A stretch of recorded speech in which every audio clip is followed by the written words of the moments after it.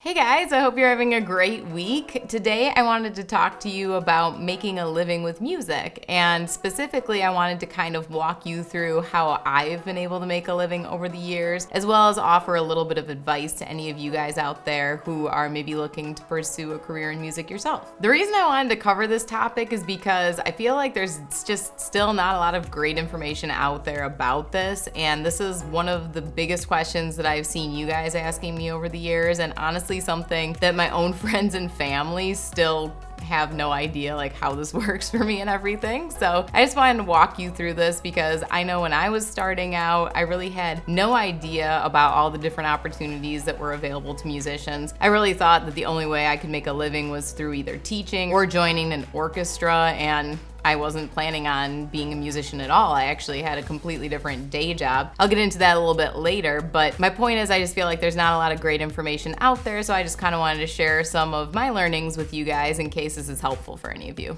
So now I just kind of want to walk you guys through how I earn income as a musician, and also tell you guys about some of the other ways that you can earn a living as a musician, some of the ways that some of my friends or people that I know who are doing this also earn their income, because some of them have completely different income sources than I do. And the really cool thing about being a musician nowadays is that there's actually a lot of different ways that you can put together a career and a lot of different ways to make money. So I wanted to share some of those with you guys right now. So for me, my main sources of income come from digital downloads, and that includes legal sources like iTunes, Amazon, etc. Streaming, so that would cover sites like Spotify, Pandora, Apple Music. Physical album sales, merchandise, so that includes physical products like t-shirts, YouTube video advertising revenue, Patreon, sheet music, live performances, brand deals and sponsorships, licensing and publishing. And then within the last year, I have two new sources of income. One is my online educational program, Musician of All Trades, and then I also have a sample library with the company Cinesamples that we just released. Some of those sources are a lot more meaningful than others. For example, it used to be that digital downloads were my number one source of income, and that since shifted, and now streaming is my number one source of income. Just depends on the year and the projects that I'm working on at the time as to how those others fit into my overall income for the year. But those are the main ones that I have right now. But then some of my friends and just other musicians out there who I know have completely different looking revenue sources than I do. Like for example, my friend Laura, who you guys have probably seen on my channel a lot before. She live streams on Twitch, and on Twitch, subscribers actually pay and a portion of that money goes to the actual streamer. And so that's where she earns the majority of her income. I don't stream on Twitch at all, so that's obviously not one of my sources of revenue, but that's actually the most meaningful one for her. I also have some friends who mostly earn their income from teaching music lessons, and a lot of those come from music lessons online, and also some who rely mostly on Patreon. It honestly just depends. Like, as you can see, there's just a lot of different ways that you could customize this, and my point is just showing you guys that there are a lot of different ways that you can earn a living as a musician nowadays, and a lot more ways than most people even realize. Now, one thing that I do want to point out is YouTube, because so many people have been confused over the years as to how I earn a living, because my largest following online is on YouTube. A lot of people see millions of subscribers and millions of views, and they think that that somehow translates into millions of dollars, and I can assure you, at least in my case, it has not. Still to this day, what I earn on YouTube wouldn't be enough to cover my personal bills, let alone what it takes to make my music videos and also just run my business in general.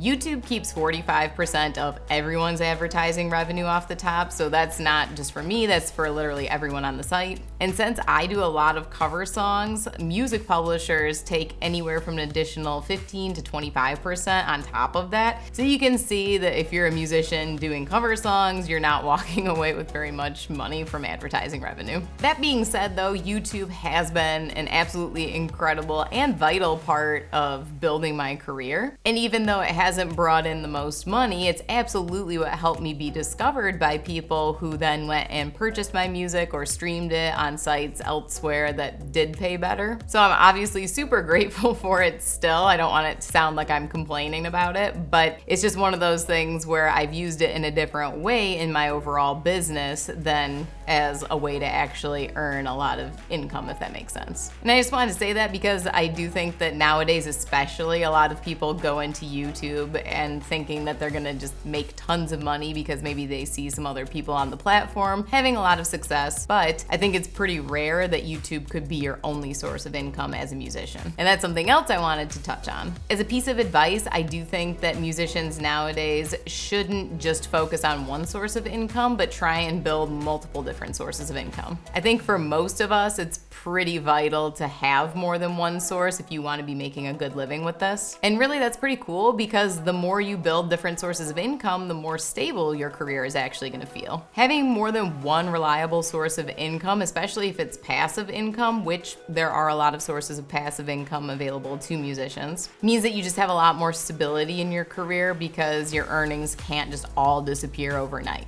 I think it's funny that a lot of people still think that being a musician is somehow kind of irresponsible or it's just not nearly as stable as a more realistic job, when in fact, it can be a lot more stable than most 9-to-5 jobs if you set it up the right way and you have a lot of different sources of income. Being a musician nowadays and building a business like that, it's basically like you're an entrepreneur and you're just running your own business. And I know I'm saying all of this from the standpoint of someone who has millions of subscribers right now, but it's actually a really small percentage of my audience who actually directly supports me financially in any way. And that's really how it is for pretty much everyone. At a certain point, a lot of these numbers are social currency versus actual income. So I just want to point that out because I think it sometimes discourages people if they see someone like me and they're thinking, oh gosh, well, of course she's making a living because she has millions of followers or whatever. But it really doesn't take millions of followers at all. Actually, there's a really interesting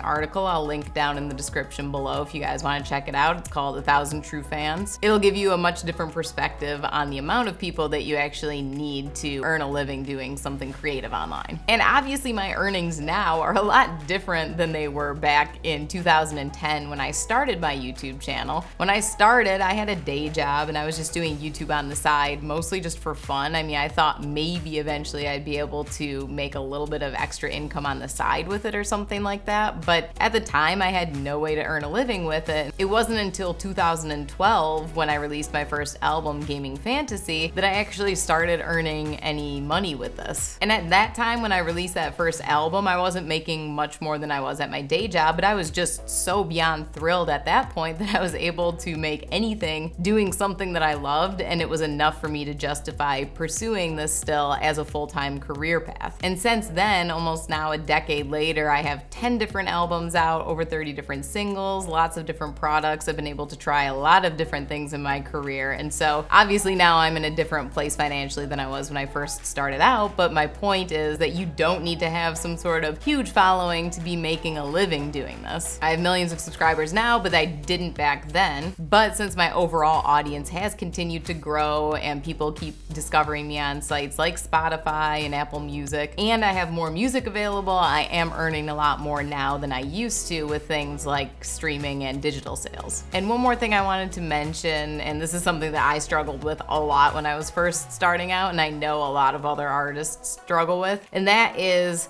you need to be okay with asking for support, and you need to be okay with being paid for your work. I know a lot of artists feel like maybe they're being insincere or maybe like selling out or something like that. The word business has a very negative connotation sometimes in the creative community, but it's so important that you do that and that you do let people know that, you know, if you're trying to do this for a living, then people need to support you in some way. And if people are enjoying what you're creating and you're putting a lot of hard work and money behind what you are creating, then yeah, you do deserve to be paid for it. For those of you who are looking to pursue music as a career, I think if you're hardworking and self-motivated, patient, and you put together a strong business plan, then there's really no reason why you can't make this work for yourself. This definitely isn't a get-rich-quick kind of career at all, and really anyone who feels like music is their calling in life probably shouldn't be going into it with that attitude anyway, because if money is your only motivator for pursuing this kind of a career, then you're probably gonna burn out way faster than you can get to those riches, because this kind of thing just takes a lot of hard work and a lot of time to build. So anyway, guys, I hope that this shed some light on this topic. I hope you learned a lot in this video. Obviously, there's a lot more to know about this topic, and if anyone would like to go deeper than what we covered here in this video, I have a program called Musician of All Trades, where we cover everything from building an audience, producing music and other media, to how to promote and monetize your music. I'll leave a link to that down below if you want to learn more about that. And we also have a lot of other free resources on our website, including a free 1-hour webinar that thousands of people have watched at this point and have enjoyed learning from, so make sure you check that out as well. The link is in the description for that too. So thank you guys so much for watching. Please let me know what other topics you'd like me to cover in future videos. I really enjoy talking about this kind of stuff. It's one of my passions now, is helping other musicians build their careers. So if you guys have any other questions and things that you would like me to cover on here, just let me know in the comments below. So thanks guys, and I'll see you again soon in the next video.